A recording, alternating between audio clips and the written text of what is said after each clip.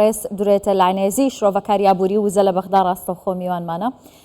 بەڕێز دوورێت زۆر سپاس بۆ ئامادەبوونت. چی هۆکاری بوونی ئەم هەموو قەیرانەیە لە عێراق بە تایبەتتر کارەبا؟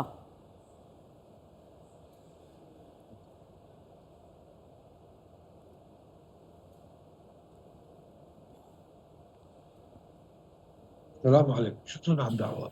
بەڵێ زۆر سپاس بۆ بابەتی کارەبا بەڕاستی تا بڵێ بابەتێکی ئاڵۆز بابەتێکە پێویستی بە دوواداچوون و لێکۆڵینەوە هەیە. بابەتەکە دەبێت دوور بێت لە لایەنی حزبی و سیاسی و بەرژەوەندی. پێویستی بەوەیە کە یەک زەمینەی هەبێ، ئەو زەمینەیە چۆن بێ، یان ئەوەیە کارەبای عێراق بدرێ بە کۆمپانیایەکی جیهانی وا جێبەجێکردن و گواستنەوەی هەموو ئەو شتانە بدرێ بە خەڵکانێک کە خەڵکی نیشتیمانی بن لە ڕووی کارگەڕ و بۆ ئێستا بەدەستی کێوەیە؟ وهناك تواطؤ بين الإدارة الموجودة الآن تسيطر عليها مجموعات حكومية. ئێستا کۆمەڵێک گروپی حکومی دەستیان بەسەرداگرتووە، ئەمانە لە ژێر کاریگەری ڕاستەوخۆ و تەواوەتی هەندێک لایەنی کەرتی تایبەتدان، بە تایبەتی مۆلیدەکانی کەرتی تایبەت. گروپە حکومیەکان کەوتونەتە ژێر کاریگەری ئەو ڕێکلامەی کە دەڵێن کە دەڵێن ئەمریکا ناوێت عێراق کارەبای هەبێت. بەنمونە دەڵێن تۆ نابێت هەندێک کۆمپانی ئەمریکی بێت، دەبێت ئەمریکا و چین و وڵاتانی دیکە بێنیتە پێشەوە. لە سەردەمی عادل عەبدولمەهدی پێش ئەویش دەکرا ئەم قەیرانە زۆر زووتر چارەسەر کرا بووە. محطات الشخصية الأهلية لبري أوي بەڕێز دوورێت، ینی عێراق بۆچی ئەمریکا دەیەوێت بێکارەبا بێ؟ عێراق خاوەنی چەندین گروپی چەکدارە کە لە دژی بەرژەوەندیەکانی ئەمریکا لە عێراق دەجەنگن. ئەو ئەگەر مەبەستی بێت لە دژی ئەوان دەوەستێتەوە یا لە دژی بێکارەبایی هاوڵاتیان؟ هذا كذب.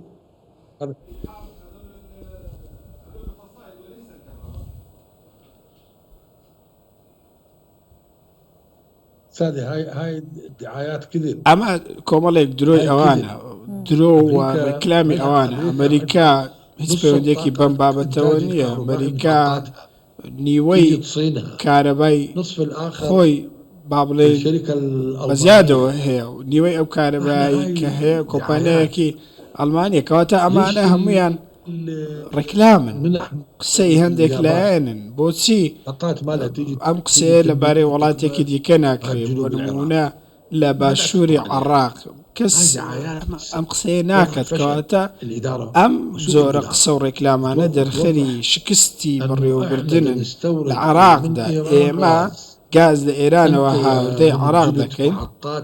ئەو کەسانەی کە پێزگەی کارەبایان بەگاز دروست کردو لە پارێزگاکان، ئایا کە ئەو وێزگانیان دروست کرد بیریان لەوە نەدەکردەوە کە ئێمە گازمان نییە؟ عێراق گازی نییە، لەکوێ گاز بێنێ بۆ کارەبا؟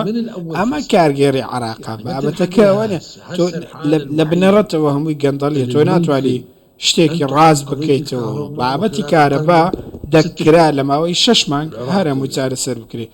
لەسەر تاسەری عێراق کێشەی کارەبا نەمێنێت. کێشەی کارەبای عێراق بە 6 مانگ چارەسەر دەکرێت ئەگەر حکوومەت ڕشت بێت لەسەر چارەسەرکردنی؟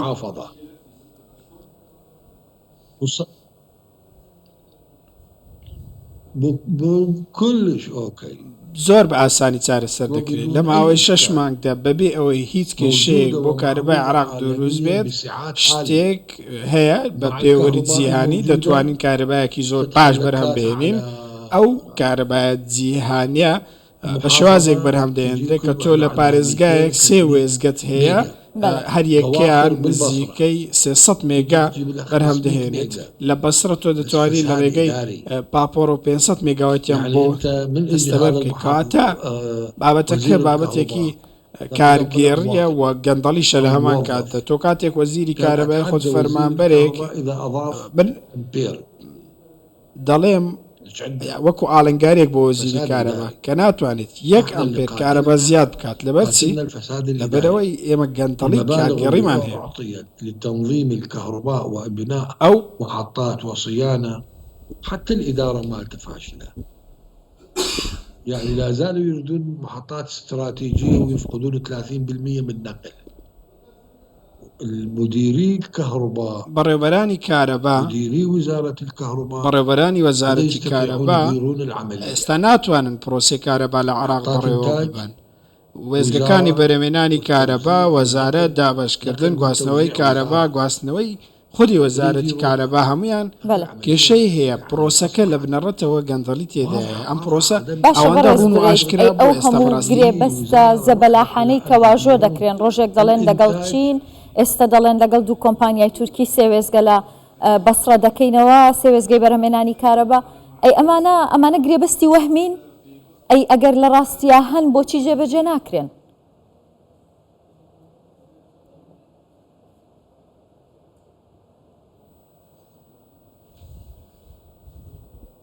سعد الكريم، يعني أنت أخذ العقود مال الطاقة سەیری ئەو ڕێکەوتنانە بکەن کە عێراق بۆ وزەی خۆر کردوویەتی. چەند وەزیر چەند سەرۆک وەزیران ئەو گرێبەستانیان کردو بۆی وزە کارەبا لە خۆرەوە بەرەمبێنن لەگەڵ چەند دەوڵەتدا کردویانە، بەڵام چەندیان جێبەجێکراون. تا ئێستا هیچیان جێبەجێ نەکراون. تۆ کاتێک وێزگەی استراتیژی بەکاردێنیت، وەکو بەنمونە ئۆتۆمبیل وایە کە تۆ ئۆتۆمبیل تەنیا هاوردە دەکەیت لە ماوەی 3-4 ساڵ هاوردەکردنی بەردەوام هەر ئەم شتە ڕوو دەدات. کەسانێک وابیر دەکەنەوە لە حکومڕانیدا بەڕاستی وا دەزانەگە ڕێکەوتنەکە بکەن شتەکە خۆی جێبەجێ دەبێ. ئەمە گەندەڵی کارگێڕیە پێویستمە بە استراتیزیە شڕون و ئاشکرا. شتێک نییە بە ناوی وێزگەیەکی ئامادەکرا تۆ بچی بیکڕی و کارەبات بۆ بەرهەمبێنی. شتێک نییە 500 مێگاوات و 1000 مێگاواتت باتێ و لە کاتێکدا بە ئامادەیی هەبێت. تۆ پێویست بێ ساڵێک 2-3 ساڵ کاری لەسەر بکەیت. دەبێت کار لە گواستنەوەی بکەیت، کار لەسەر کەشەوا بکەیت، لەسەر ئەو وزەی کە دەتەوێت پێویستەوەی بەردەستە. تۆ بە گاز وێزگەی کارەبا دروست کردو، گازی شت نییە. تاکو ئێستاش سەیری وێزگەکانی عێراق بکە. وێزگەمان هەیە بەڵام گازمان نیە. وێزگەکانیان پێ بەکار بخەین. سوتەمەنێکی دیکە ئێستا هەندێک وێزگە هەیە بە نەوتی خاو کار. ئێستا هاوردەکردنی گاز لە ئێرانیش بۆ عێراق ڕاگیراوە. چاوەڕێ دەکەن دۆخی کارەبا لەوە خراپتر بێ کە ئێستا هەیە؟ إدارة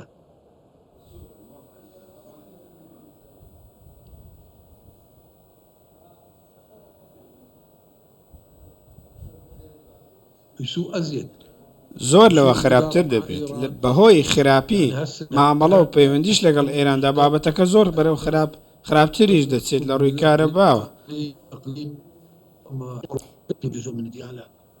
لە دیالە، لە مووسڵ، لە حکوومەتی هەرێمی کوردستان، لە هەندێک ناوچە کارەبان لە هەرێمی کوردستان روکتە بارودۆخە زۆر باشتر، بەڵام ناوچەکانی عێراق بارودۆخەکە زۆر خراپترە. سەیری ئەم قەبارە گازە بکەن کە عێراق هاوردەی دەکات. ژمارەیەکی زۆر گەورەیە هەمووی بۆ بەرەمێنانی کارەبایە، بەڵام کارەباکەشیان بەو شێوازە نییە. تۆ دەتوانی کێڵگەیەکی گاز خۆت بیکەیتەوە، گاز بەرەمبێنی بۆ وێزگەکانی خۆی دەتوانی، بەڵام ئەوان چیان کردووە؟ گازیشیان هەیە، بەڵام بەشێک لەو گازە دەنێدێتە دەرەوە. بە واتای وشە بەڕاستی کارگێڕێکی فاشلمان هەیە لە عێراقدا. بەڕێوەبردنێکە هیچ بنەمایەکی نییە، بە هەموو شێوازێک شکستی خواردووە. نە وێزگەی هەیە کارەبا بەرەمبێنێت، ناتوانیوێتی وێزگەیەکی هەبێت 200-250 مێگاوات کارەبار بگاتە 600-700 بەرەمبێنێت کە بتوانێت لە ڕێگەی سوتەمەنی نێو عێراقەوە کارەبا بەرەمبێنن، یاخود بە مانگێک بتوانن وزەی بۆ دابین. ئەو کەسانەی لە حکومڕانیدا بەڕاستی ناتوانن بە بیرکردنەوەیەکی تەواو بگەن بە مانگێک یان بە وادیەکی دیاریکرا ئەو کێشانە چارەسەر بەڕاستی کێشەکە هەمووی دزی و گەندەڵی و هەمووی پەیوەندی بەم بابەتانەوە هەیە. وەکو گوتم تۆ ناتوانی لە عێراق ئێستا 200-300 پرۆژەمان هەیە کارەبا هەمووی پەککەوتووە، هەمووی وەستاوە. وەزارەتێکی گەورە و گران ناتوانێت تەنیا ئیش و کاری چاکردنەوەیە. کۆمپانیایەکی نیشتیمانی نییە تاکو ئێستاش بۆ چاکردنەوە ناتوانن وێزگەیەک چاک بکەنەوە، ناتوانن شتێکی ئاسایی بکەن. زۆر سپاس دەکەم. بەڕێز درێتە لانێزی شرۆڤەکاری ئابووری وزە لە بەغدا لەگەڵم بووی. سپاس.